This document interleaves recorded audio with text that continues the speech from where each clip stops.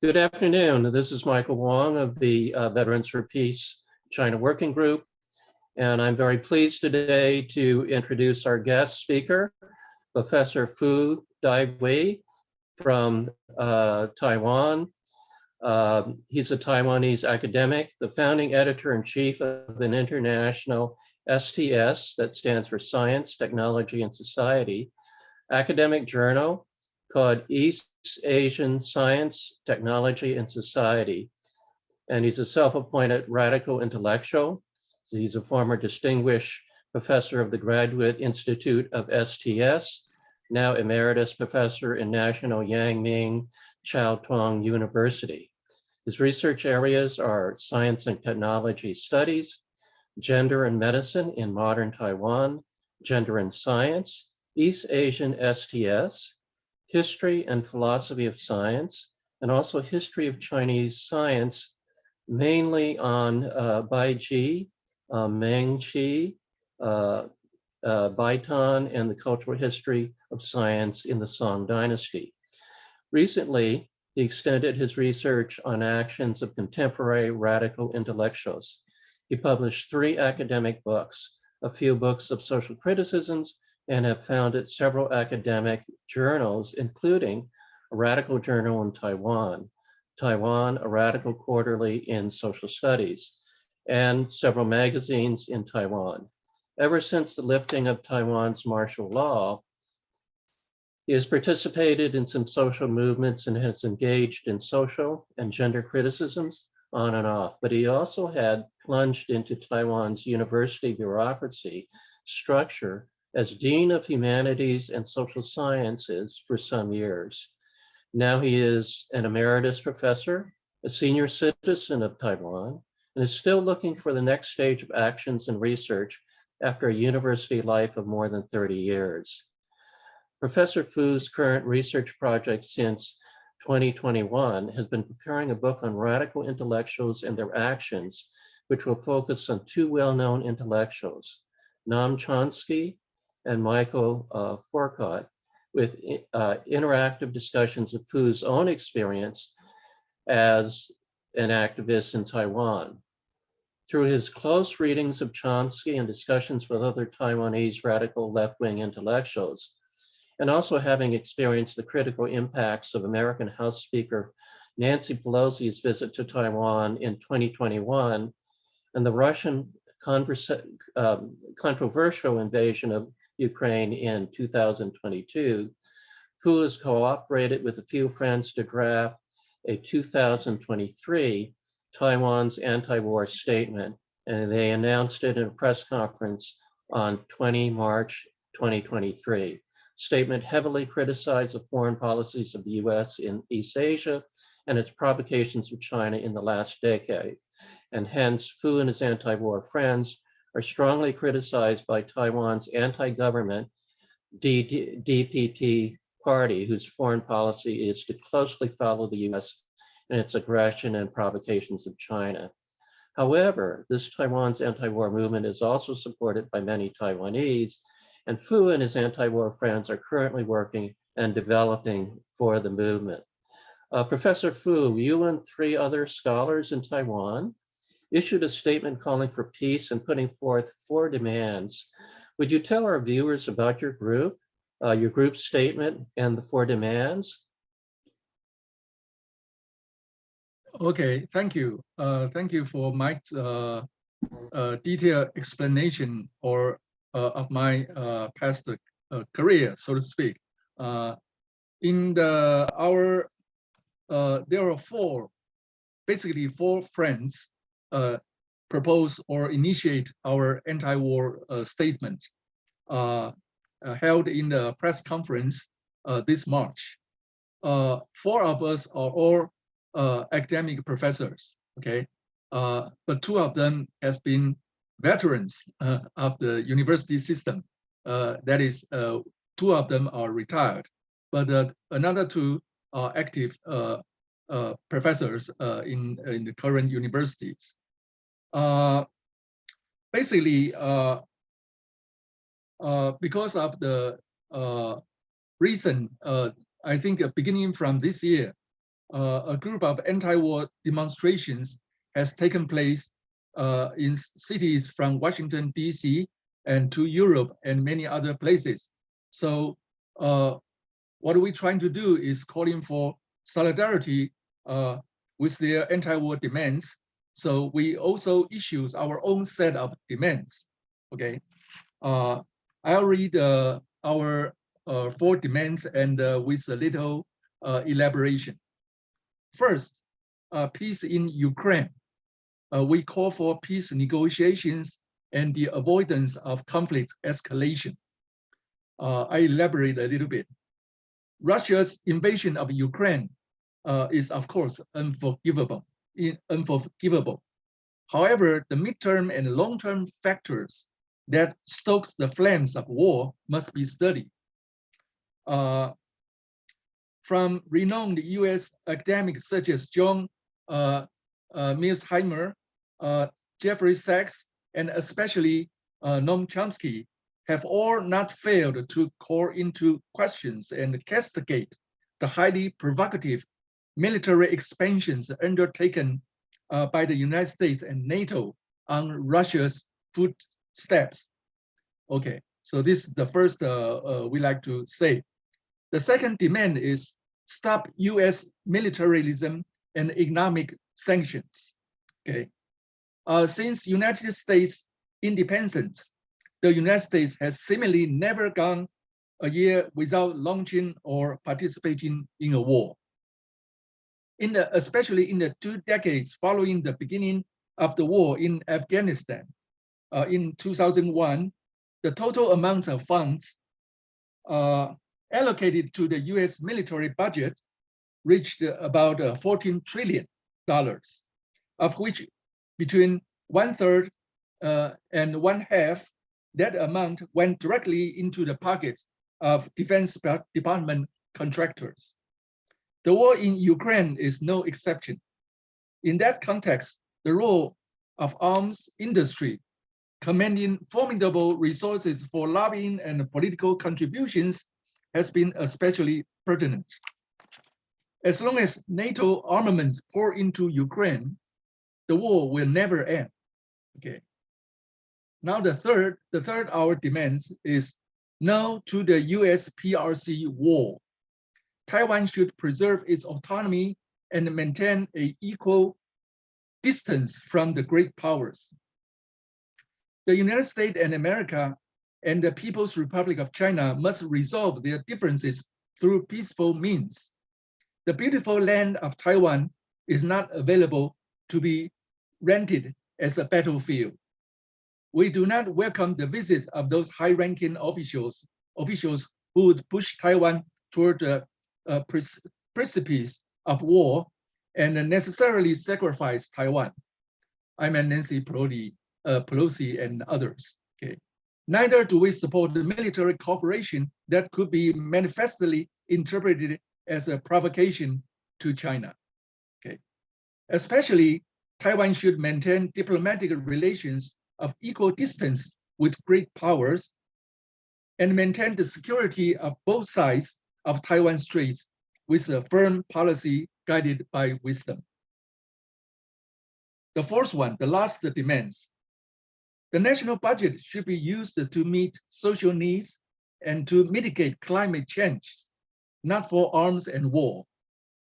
Our planet is currently confronted with multiple crises, including energy shortage, inflation, extreme climate events, water shortages, and the disappearances of biodiversity. National budget should be dedicated to the resolution or mitigation of this crisis to improve people's livelihoods, not wasted on the black hole of arms race and mutual provocations. This, the above is our demands of the anti-war statement and a little bit essential elaboration. Thank you. Thank you. We hear that polls in Taiwan show that a majority of people simply want to maintain the current status quo, which includes billions of dollars of trade both ways, across the Taiwan Straits, as well as thousands of tourists and business people going both ways each year. And yet some in Taiwan have called for independence from the mainland, and others have held demonstrations saying that if it's a choice between becoming the next Ukraine or peaceful reunification with the mainland, they would prefer peaceful reunification rather than becoming the next Ukraine. What is the range of opinion on Taiwan these days towards China? And is your group seeking a middle way between the two opposite extremes? Okay, thank you. Of course, I think about 10 years ago in Taiwan, there are thousands of tourists and students from China, from mainland China to Taiwan, and usually both ways. Okay, but it ceased that way about 8 years ago. Okay, because Taiwan's government has changed, and our politics in the Taiwan Strait has changed very much. So when we talk about status quo, it's an ambiguous notion. In my answering to this question, I will try to say two kinds of status quos in Taiwan that was preferred by Taiwanese poll. Let me talk about the poll first a little bit. Okay, of course, the two extreme positions, as you just mentioned, like that is the outright independence and also the peaceful reunification. These two positions, sorry, the percentage is not high. I think these two totally would account for 30% of the people. 15% for independence and 15% for peaceful reunification. Okay, and the remaining 70% will be called about preserving the status quo. But what do we mean by status quo? Okay, in my opinion, there were two kinds of very different status quo. One is that the earlier one, as Mike, you mentioned that there are many thousands of tourists, the Chinese tourists and the students coming to Taiwan and also to mainland China. That does not happening afterwards. Okay, so the first status quo I'm saying is that about from 2008 to 2016, which is under the KMT government with the President Ma. That is the first status quo, and in that government, their official policy is not unification, not independence, and no wars. They are friendly to China and to US. Okay, so this is the first period of the so-called status quo. Okay, in that period, there are many communications and conversations between the Taiwan Strait. Me myself also went to mainland China to the Tsinghua University to discuss with our colleagues there, and we have very good communications. Okay, and then the second status quo that is starting from 2016 to the current, that is 2023. That was under a new government under the DPP, Democratic Progressive Party, DPP. Its official policy is more or less anti-China. It closely following US and its all aggressions and provocations against China. Of course, it will not for unification. And also it says Taiwan has a de facto independence. So Taiwan has no need to declare independence. Taiwan already has a de facto independence. But this independence, we all know, has no legal status. Okay, it has no sovereignty. It does not, according to Taiwan's Constitution of Republic of China. Okay, so this is, although we thought it's a de facto independent, it is very controversial, and DPP don't want to say much about that. And this is the main challenge of KMT to DPP currently. Okay, so there's these two kind of status quo. So I would say that about 35 of Taiwan's people are for the first kind of a status quo, that is KMT status quo, okay, friendly to China and the US. Whereas another 35% of Taiwan's people are more for DPP's status quo, that is closely follow US and its aggressions and provocations against China, okay? Because they believe, those people, they believe that if there's a war, if there's an invasion from China, definitely United States will send troops to Taiwan for help. And also United States will encourage Japan to defend Taiwan, okay? So this is their beliefs. I think there is about 1/4 of Taiwan's population firmly believe that. But many of us, we highly doubted this is going to be a reality. Of all-out war with China from United States, Taiwan, and Japan will be a disaster to all of us. Not the least the Taiwan's people. We are going to experiencing another East Asian Ukrainian war in Taiwan. So that's roughly the situation. And as for Mike, you also asked, is our group that is the anti-war statement group seeking a middle way between the two extremes? I will say a little bit more about this middle way, okay? Because our position is not quite the same as the KMT, okay? I would say our position, although it's roughly like a middle way, but it's we stated more clearly in our statement 3, that is Taiwan's autonomy and equal distance from the great powers. The equal distance can be explained in terms of the neutrality. Okay, I like to take this chance to stress the neutrality. We like to Taiwan take a neutrality position with respect to United States and China. This is one interpretation of our position. Another interpretation is that some of us saying that maybe Taiwan can go for a confederation position, okay? That is according to the One China consensus. Because in Taiwan, in 1992, we have this One China consensus with mainland China, with CPP, okay?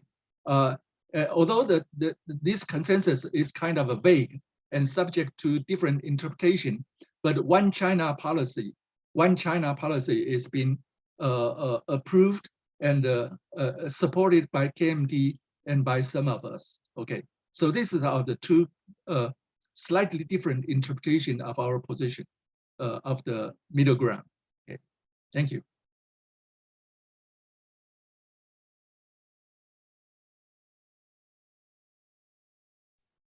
Thank you. Our viewers may have noticed that we're having some technical difficulties. There's a typhoon brewing in southern Taiwan right now. And although Professor Fu is in northern Taiwan, it's possible that that's interfering with our reception. But if you would just bear with us, I hope you can at least make out most of what Professor Fu says. Next question.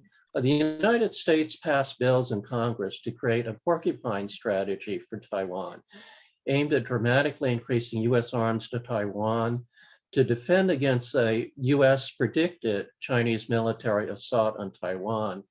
American government officials such as Nancy Pelosi have also visited Taiwan, thus violating the One China policy, which has kept the peace on both sides of the Taiwan Straits for 50 years. Was the Taiwan government or people consulted before the US developed this strategy? And what has been the reaction in Taiwan to the US, quote, porcupine strategy, unquote?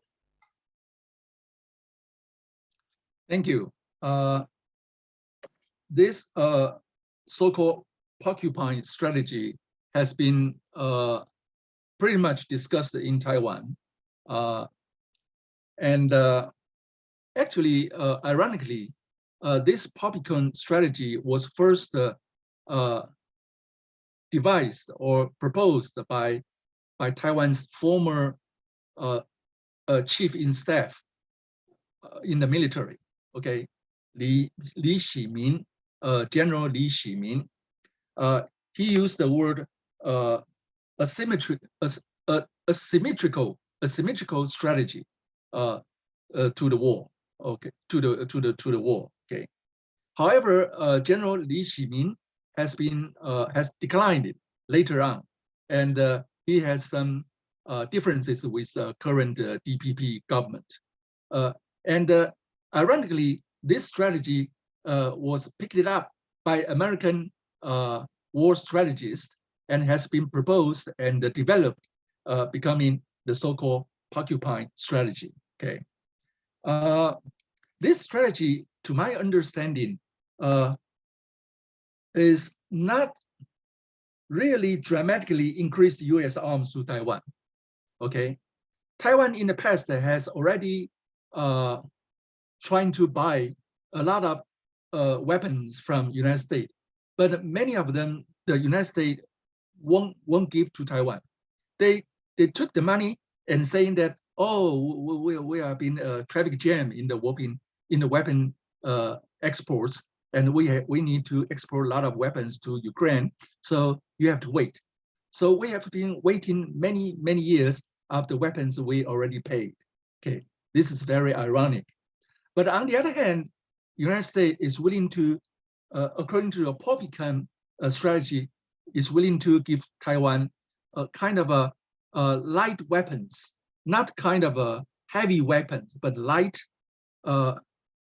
mobile, sometimes can be carried by individual soldiers and things like that.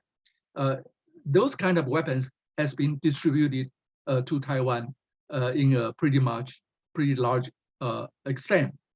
So the porcupine strategy is trying to say that, oh, because China's military is too strong, Taiwan shouldn't be confront China with heavy weapon or long-range weapons to confront in a conventional one-to-one confrontation. Instead, Taiwan should have many lightweight, mobile, distributed, smaller weapons which cannot be destroyed very easily, and on the other hand, it can cause damage to Chinese military invasion. This is the reason of the metaphor of porcupine strategy. It is not so expensive as the heavy weapons. It's less expensive, and so United States actually they bring a lot of this kind of lightweight weapons to Taiwan recently. Okay, so when Taiwan's government and the Taiwanese people they understand this porcupine strategy, Taiwan's government, of course, they know that because our former military chief in staff proposed that or even invented it as strategy. Okay, so Taiwan's government, they adopted that strategy partially, but on the other hand, Taiwan's government still, they wanted to buy heavy, expensive weapons. Okay, they still wanted to build our Taiwan submarines and things like that. Okay, so Taiwan's government is trying to do it both ways. Okay, I won't comment whether this is a wise or not, but the important thing is Taiwan's people, many of them, they oppose this kind of porcupine strategy, because the porcupine strategy necessarily involved the inland fight, involved even the street fight in Taiwan. It's very close to the Ukraine war, has been fighting in many cities, street fightings and all that. Okay, and that will cause a lot of casualties of Taiwanese people. So many of us, we don't like that. We don't like that. And the question is, who are the soldiers? Who are the people? They are going to carry out the propaganda strategy. This is not clear. This is not clear. Okay. So there's a tremendous vague area in this strategy in Taiwan. So many people, we suspicious about the porcupine strategy, and we don't like that. Of course, we don't like the heavy weaponry strategy. On the other hand, I think from the position of our anti-war statement, from our position, the best way is to avoid the war. The best way, we have to communicate with China and United States. We try to propose our position or resolutions about the potential tensions. This is the best way. Okay, we don't like to put too much emphasis on preparing a war. We like to avoid the war. Avoid the war. Okay, so this is some of our reactions in Taiwan to the U.S. porcupine strategy. Thank you.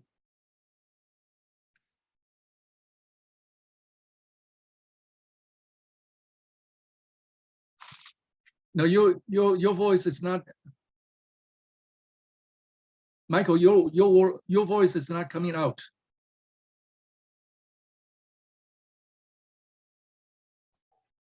Oh, sorry. Okay. I forgot to unmute myself. My mistake. That's all right. It's okay now. Thanks for pointing that out. Otherwise, I would have just gone on. Many in the American peace movement see our country as waging war after war in a very blind and dangerous attempt to dominate the world and break any country that does not bend to our will, regardless of whether it's small countries like Nicaragua, Afghanistan, or Iraq, or large countries like Russia or China. Moreover, many of us in the US peace movement see the US as playing the various nations of Asia against China, just as the US played NATO and Ukraine against Russia, with the aim of breaking or destroying all and leaving the US standing dominant. Do many in Taiwan see the US this way? What is the range of opinion of the US as seen in Taiwan? Thank you. I think more and more people in Taiwan see U.S. this way, as Mike just stated. Okay, and of course, from our anti-war movement, we gradually influence people to seeing U.S. in this way. And the other part of the opinion is something like, oh, U.S., Japan is our strong allies, and they will defend us from China's evil invasion or something. It doesn't matter what U.S. has been done to other countries before or maybe after. Okay, so this is basically DPP's position. Okay, they think U.S. is their strongest allies and never will betray Taiwan. However, as we all know, that United States has betrayed Taiwan before. Okay, Taiwan has a former, that is Republic of China, that is Taiwan, a former diplomatic relation with China. No, sorry, with the United States. But in order to renew or to establish the relationship with China, United States has broken the relationship with Taiwan.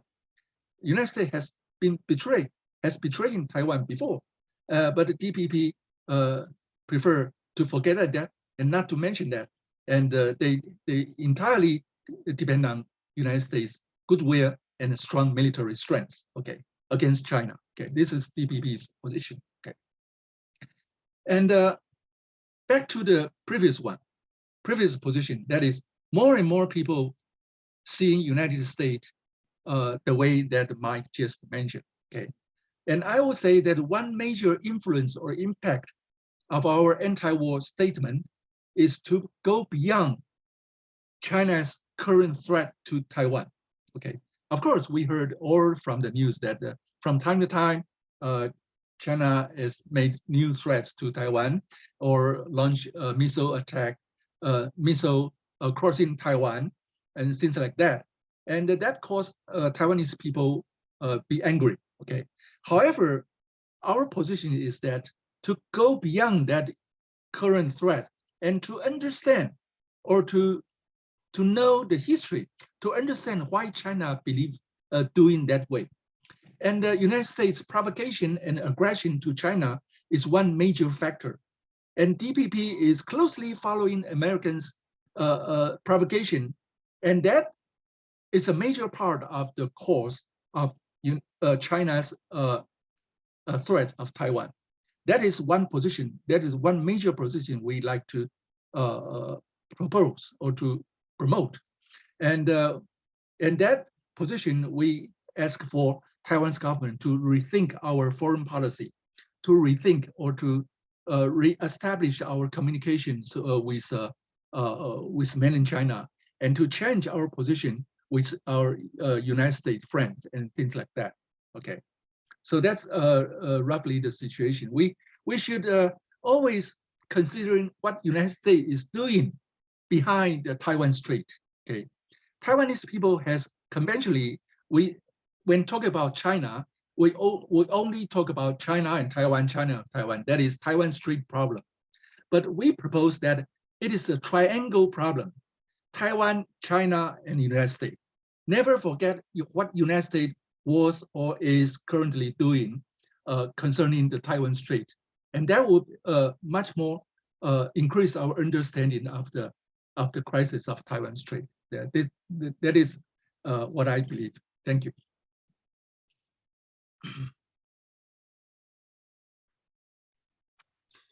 Okay, thank you. In the United States, there's been considerable talk from US government officials and military generals of an actual shooting war breaking out and even a risk that it could escalate to the level of nuclear war.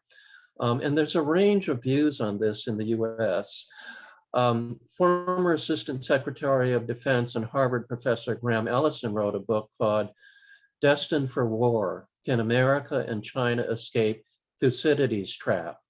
But Noam Chomsky, a famous professor at MIT, has written many articles and books giving very different view of the American empire. Do you have any comments on this? Okay, thank you. I think Graham Ellison's book on the Thucydides trap is published in 2017. And his book has the strength of having rich materials in the past wars in Europe. But its weak point is that most examples are European wars. Okay, very few cases in East Asia. With respect to United States and China, Ellison's book even ignore the important Korean War that is in the middle of the 20th century, which is important because China has been suffered lots of people in that war as a newly established country. And the United States also has been humiliated a little bit because it cannot go over north of the 38-degree latitude. Okay, so I think Ellison's book has some drawbacks in more or less ignoring the East Asian situation and China. Okay. On the other hand, also I think Ellison's book is trying too much emphasize on the so-called zero-sum game. He thinks that between superpowers, there's only one way to resolve that. That is a zero-sum game. Either you win or you lose. Either you conquer or you defeat it, or something like that. Okay. But the situation currently is different. If we backtrack a little bit, before World War II, I think U.S. tends more on foreign policy as a exceptionalism.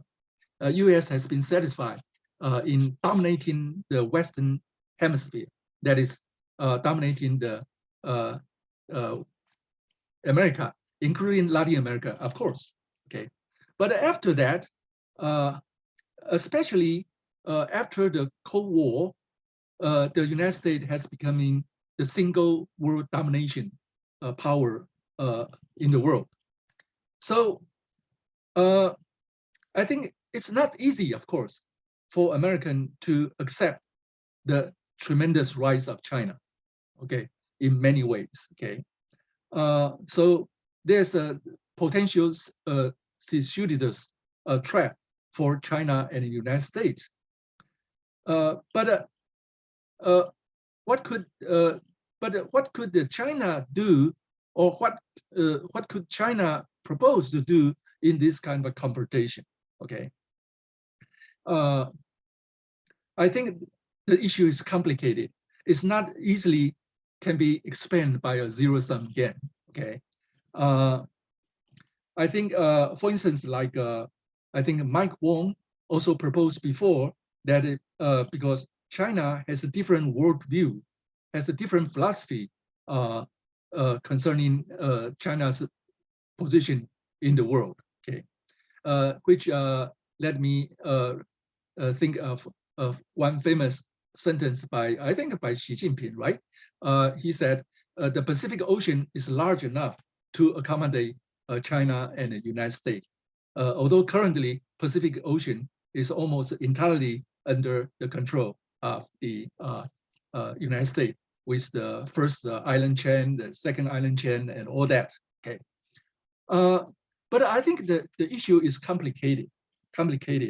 But I can say one more because of the China's restraint in developing their military power.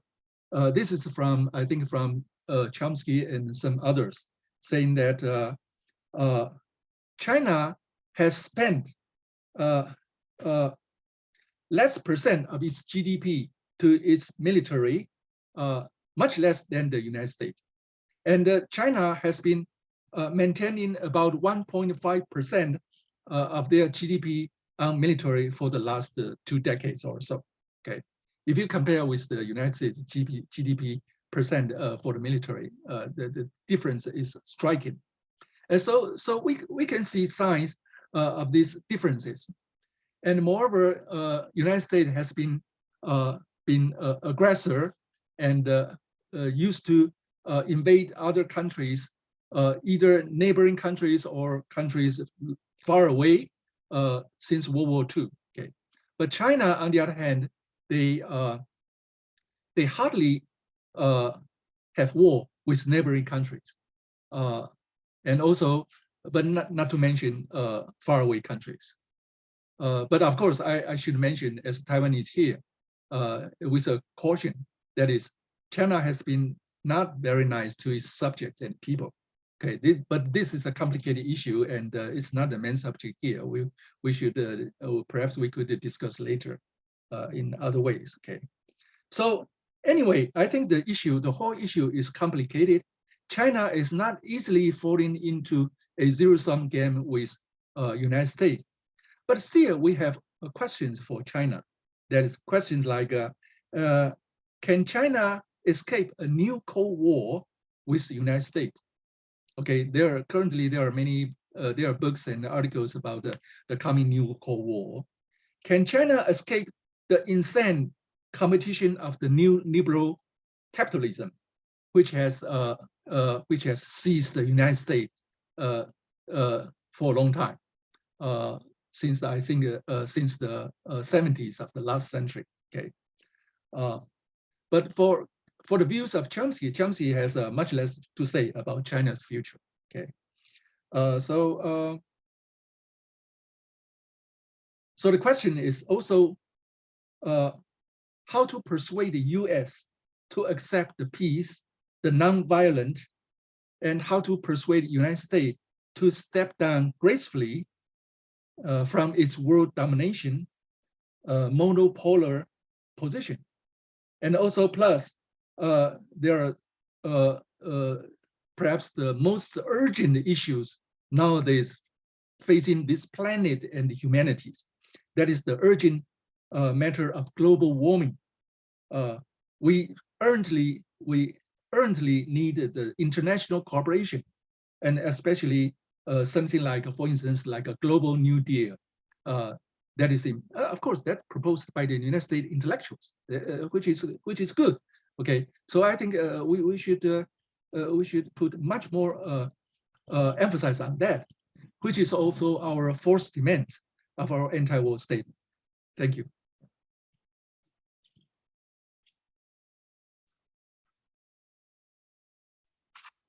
Thank you, Professor Fu. Finally, what advice would you have for American peace activists? What things do you think are most important for us in the US to know about the situation in Taiwan? Here in America, the government over which we have the most influence is our own, not the governments of either Taiwan or the mainland. So if we were to address our own government, what message do you think would be most helpful in promoting peace? What would be the main points that you would like us to promote?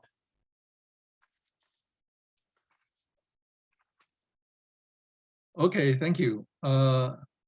This is very interesting questions, and I thought about it, and I listed a number of things here, because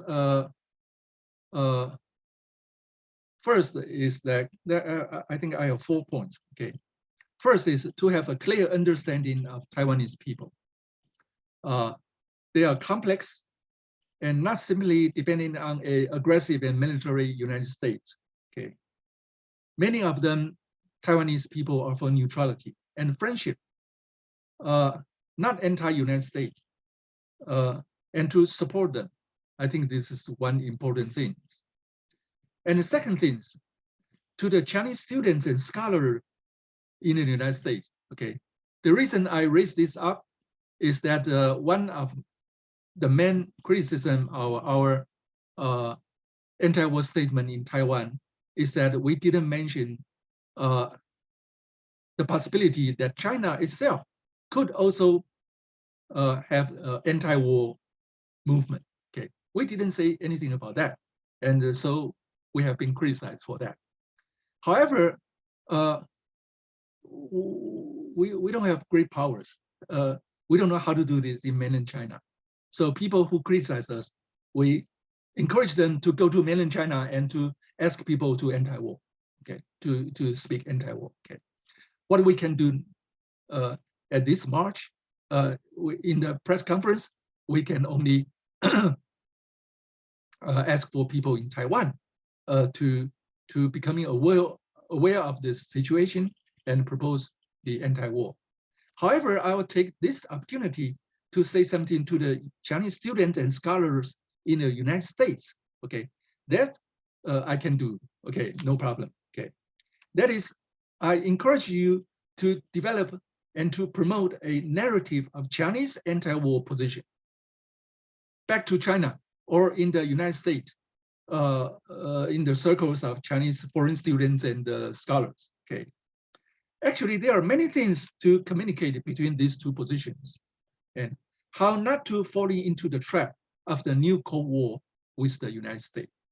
Okay, and the third thing is that I think to the Veteran for Peace friends and other American people who are sympathetic to the anti-war. Okay, I will encourage you to persuade your government that Taiwan is not a pawn of the U.S. domination in the East Asia. Taiwan is not a so-called unsinkable U.S. carrier in the Western Pacific, okay, or in the first island chain to enclosing China. Okay, Taiwan is not interested, and it's very damaging to Taiwan to take that position, and Taiwan needs to be neutral and equal distances to the great powers. Okay, and the fourth one, okay, I will take this chances to state a few of our visions of Taiwan's future.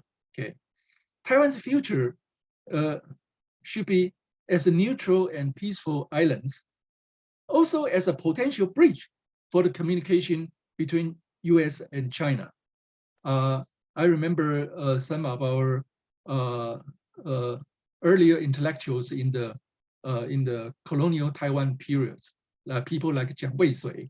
Jiang Weisui also talk about Taiwan could be a bridge between communication bridge between Japan and China. So currently, I think maybe, I don't know, maybe we can, in addition to Henry Kissinger and other peoples, Taiwan may be becoming a communication bridge for United States and China. And maybe later, Taiwan could be as a Republic of China government within the Confederation of One China, okay? Within the Confederation of One China, okay? So this is my, perhaps my answers to Mike's the final question. Thank you very much. Thank you, Professor Chu. I appreciate your spending the time with us and sharing your information and insight onto the situation in Taiwan. And I appreciate your taking time out from your busy schedule. I know you're doing a lot of things. So thank you very much. Thank you. And we'll go ahead and end the program right here. Let's see. Thank you very much for your appreciation for the Mike Wang and